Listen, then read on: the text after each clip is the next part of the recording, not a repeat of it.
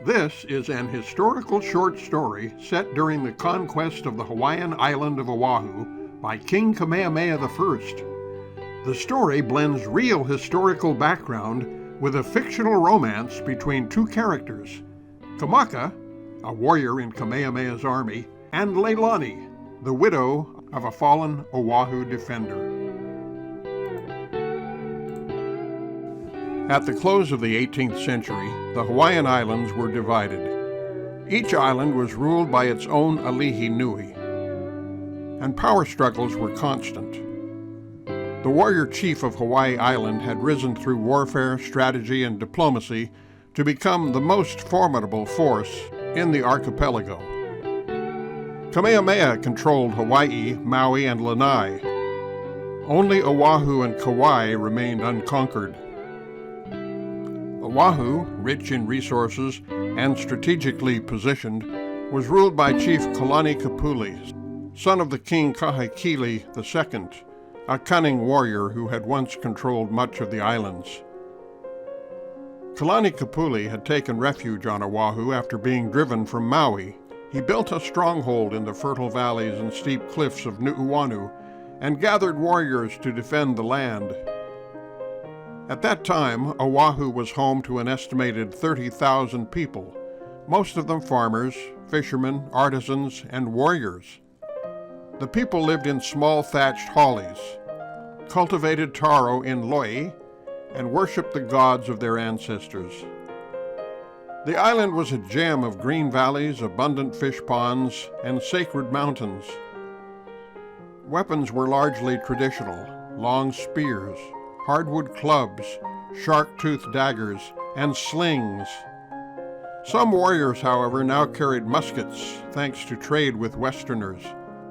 Kamehameha, always the strategist, had formed alliances with Western advisors, and he equipped many of his 12,000 warriors with muskets and cannons, transported by a fleet of double-hulled canoes and Western-style ships. Kamaka was not a chief, nor a great general. He was a commoner born in Hilo, a fisherman's son who had grown strong paddling outriggers and scaling lava cliffs. He had joined Kamehameha's army when the ali'i promised unity, peace, and a better life for all Hawaiians. Now he stood in a silent valley of Oahu, surrounded by the smoke of battle. It was May of 1795. The battle had raged for days. Kamehameha's forces had landed at Waikiki and swept inland, pushing the defenders back through Nuʻuanu Valley. Kamaka's bare feet trod the muddy loi fields as he marched, his spear in hand, his eyes watching the ridges. He had never seen such beauty: waterfalls tumbling through cliffs, mist curling through koa trees, bird song floating over bloodied ground. But beauty could be deceiving. Men died here, and would continue to die.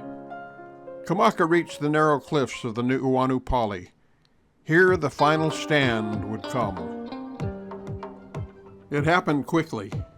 Kalani Kapuli's forces, outnumbered and outgunned, were cornered at the cliffs. The valley narrowed and Kamehameha's warriors surged forward.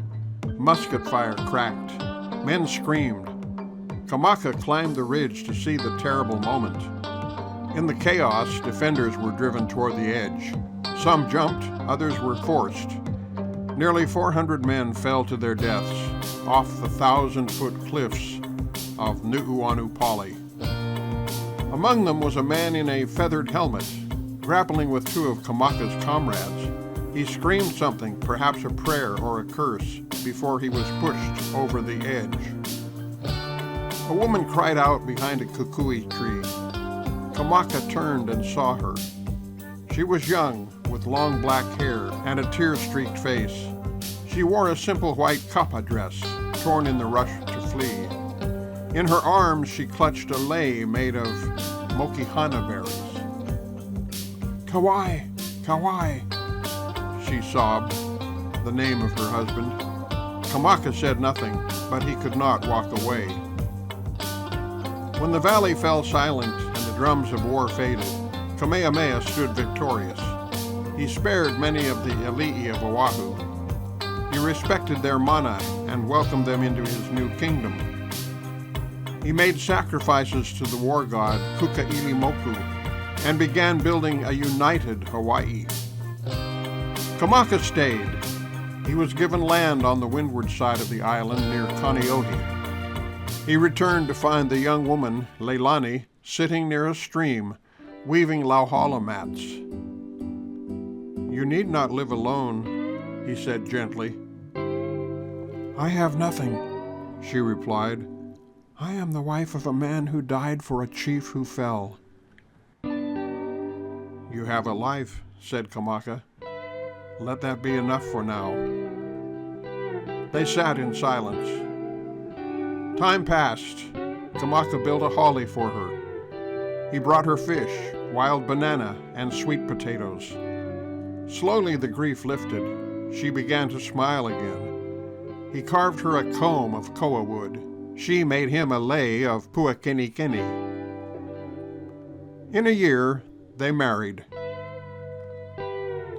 Kamaka and Leilani had 4 children, 2 boys named Nalu and Koa, and 2 girls named Kealohi and Mele. They grew up running barefoot through the taro fields, swimming in the sea, and listening to tales of gods and warriors. The wars were over. The islands were won. Kamaka fished every morning from a canoe he carved himself. Leilani tended the garden. At night they sat by the fire and sang songs to the moon. They lived a long, peaceful life on the very island that had once been torn by bloodshed.